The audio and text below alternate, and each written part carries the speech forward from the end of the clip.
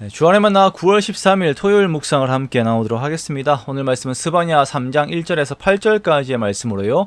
오직 나를 경외하고 교훈을 받으라 라고 하는 제목으로 함께 묵상을 나누도록 하겠습니다. 자, 오늘 본문에서는 변하지 않으시고 의로우신 하나님 앞에 있는 불의한 예루살렘의 모습으로 인하여서 그들에 대한 심판의 메시지를 선포하시는 하나님의 말씀을 보게 됩니다. 자, 우리가 하나님에 대해서 생각을 할 때에 하나님은 항상 의로우시다라고 하는 것을 기억을 해야 합니다. 하나님은 선하신 하나님이시다라는 것을 선포하는 것은 신앙의 기본적 태도입니다. 사람들은 자신의 이익 여부에 따라서 하나님을 선하신 하나님으로 혹은 하나님이 잘못된 분인 것처럼 하나님을 매도하기도 하죠. 그러나 하나님은 항상 선하신 분이시며 그 의로우심이 변하지 않으시는 분이십니다. 우리는 이것을 항상 마음에 담고 있어야 합니다. 5절의 말씀에 보면 하나님에 대한 내용을 담고 있습니다. 이스라엘 가운데 거하시는 하나님은 공의의 하나님이십니다. 그 말씀의 표현들을 보니까 의로우시고 불의를 향하지 않으시며 아침마다 빠짐없이 자기의 공의를 비추신다라고 말씀을 하세요. 자, 하나님께서 공의로우시다라고 하는 것은 그 아래에 통치를 받는 이들로 하여금 안심을 하게 합니다. 그렇죠. 하나님께서 공의로우시기 때문에 내가 혹여나 불의한 일을 당할 때 하나님께서 나에 대한 것들을 이제 헤아려 주시고 갚아 주신다라는 것은 우리에게 안심을 줍니다. 예레미야도 그의 애가에서 이렇게 노래를 하였습니다. 예레미야 애가 3장 22절에서 23절을 보면 여호와의 자비와 긍휼이 무궁하심으로 우리가 진멸되지 아니함이니이다. 이것이 아침마다 새로우니 주의 성실이 크도소이다라고 말씀을 하고 있습니다. 자, 하나님의 공의는 이스라엘 백성들에게 평안을 줍니다. 여러분, 우리가 이렇게 변하지 않으시는 하나님의 통치 안에 있다는 것이 얼마나 큰 축복인지 모릅니다. 우리들이 삶을 살다 보면 어릴 때부터 우리들의 모든 것들이 변합니다. 그 변함 때문에 우리가 참으로 힘들어하는 것이죠. 나는 변하지 않는 것 같은데 세상은 변해요. 도덕의 기준들도 바뀌는 것 같아요.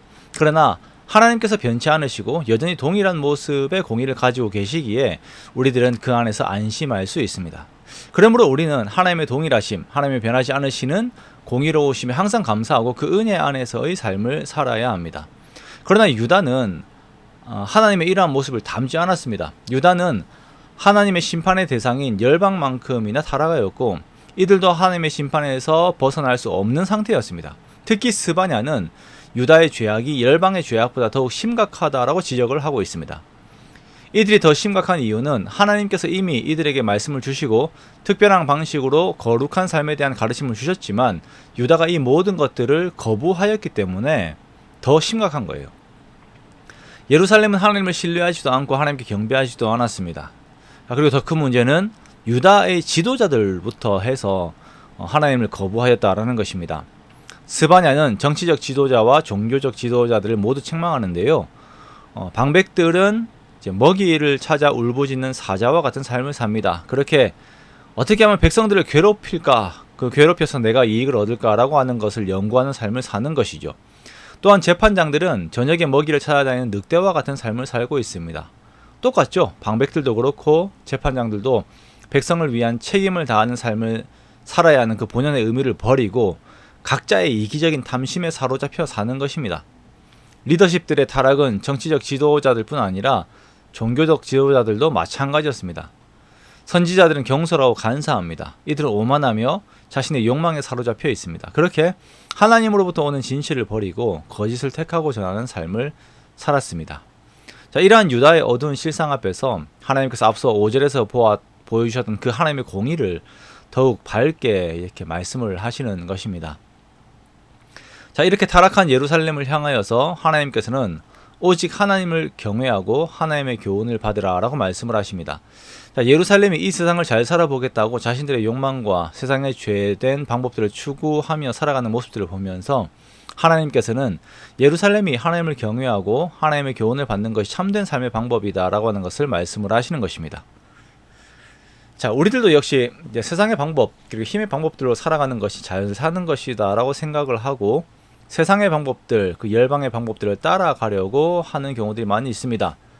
그 과정에서 공의가 버려지게 되지요. 그러나 하나님께서는 그 방법이 하나님 앞에 있으며 하나님을 경외하고 하나님의 교훈을 받아 하나님을 닮은 공의 안에서의 삶을 살 것을 우리들에게 명하십니다. 자, 우리가 그리스도인으로서의 삶을 살면서 하나님의 공의를 삶의 기준으로 삼고 있습니까? 삶의 목적으로 삼고 있습니까? 우리는 어지러운 모든 것들 잠시 멈추고 우리 마음의 초점을 하나님께 맞추어야 합니다.